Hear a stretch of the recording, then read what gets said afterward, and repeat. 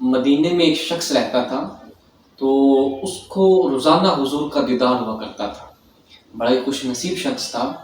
تو روزانہ حضور کے دیدار سے اپنی آنکھوں کو ٹھنڈا کیا کرتا تھا۔ اب اس شخص کا کہنا ہے کہ جس گھڑی جس وقت یہ آنکھ جھپکنے کی مقدار میں اگر مجھے حضور کا دیدار نہ ہو تو کہتا ہے ما اعددت لمسلمہ، میں اپنے آپ کو اس وقت مسلمان ہی نہیں سمجھتا جس وقت مجھے حضور کا دیدار نہ ہو۔ اللہ اکبر، منہ چھوٹا ہے لیکن بات بڑی ہے۔ دعا ہے اللہ تعالی ہم سب کو بھی حضور کی شفاعت اور حضور کا دیدار نصیب فرمائے۔ تو خیر اس شخص کو روزانہ حضور کا دیدار ہوتا، بڑا خوش نصیب تھا۔ ایسے شخص بھی دنیا میں پائے جاتے رہے ہیں کہ جن کو روزانہ حضور کا دیدار ہوا کرتا ہے،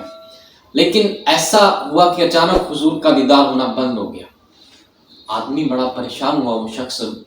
کہ ایسی کیا وجہ بنی، ایسا مجھ سے کون سا گناہ ہو گیا ہے کہ پہلے تو حضور کی روز کرم نوازی ہوا کرتی تھی اور روز حضور اپنا فیض عطا فرمایا کرتے تھے، لیکن اب ایسا نہیں ہو رہا۔ ایک دن گزرا، 2 دن گزرے، 3 دن گزر گئے، حضور کا دیدار نہیں ہوا۔ شخص بڑا پریشان ہوا کہ کیا وجہ بنی۔ مدینے میں رہتا تھا، تو پیارے آقا علیہ الصلوۃ والسلام کی روضہ مبارک پر حاضر ہوا، وہاں پر حاضری دی اور حضور کی بارگاہ میں رویا، گڑ گڑایا، دعا مانگی، عرض کرنے لگا یا رسول اللہ ایسی کون سی غلطی ہو گئی، حضور ایسی کون سی مجھ سے خطا ہو گئی ہے کہ جس کی وجہ سے آپ اب کرم نوازی مجھ پر نہیں فرماتے۔ یا رسول اللہ پہلے تو آپ کی بڑی کرم نوازیاں تھیں مجھ پر، روزانہ آنکھ جھپکنے کی مقدار میں آپ کا مجھے دیدار ہوا کرتا تھا، اگر آنکھ جھپکنے کی مدت میں آپ کا مجھے دیدار نہ ہوتا تو ما عددت لمسلمہ، میں اپنے آپ کو اس وقت میں مسلمان ہی نہیں سمجھتا تھا۔ یا رسول اللہ اب تو 3 دن گزر گئے، آپ کا دیدار نہیں ہوا۔ وہاں پر گڑ گڑا کر جب گھر واپس گیا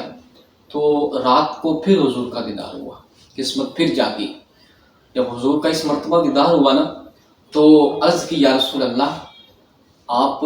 3 دن بعد تشریف لائے، یا رسول اللہ مجھ سے ایسی کون سی خطا ہو گئی ہے کہ آپ کا پہلے روزانہ دیدار ہوا کرتا تھا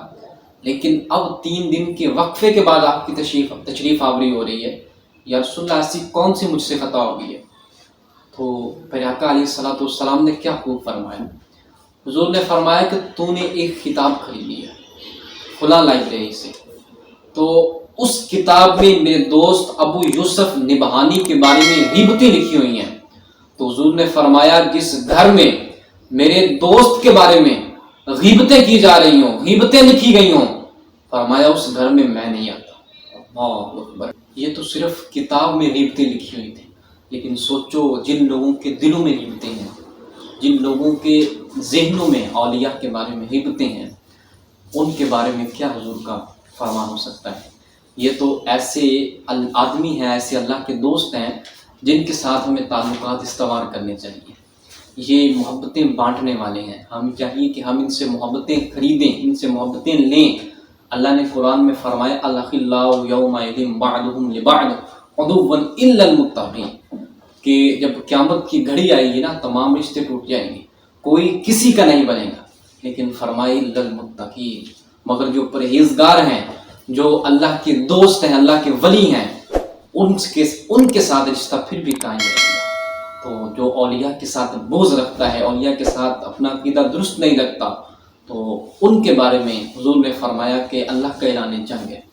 اللہ کا اعلان جنگ ہے تو حضور کا بھی اعلان جنگ ہے۔ تو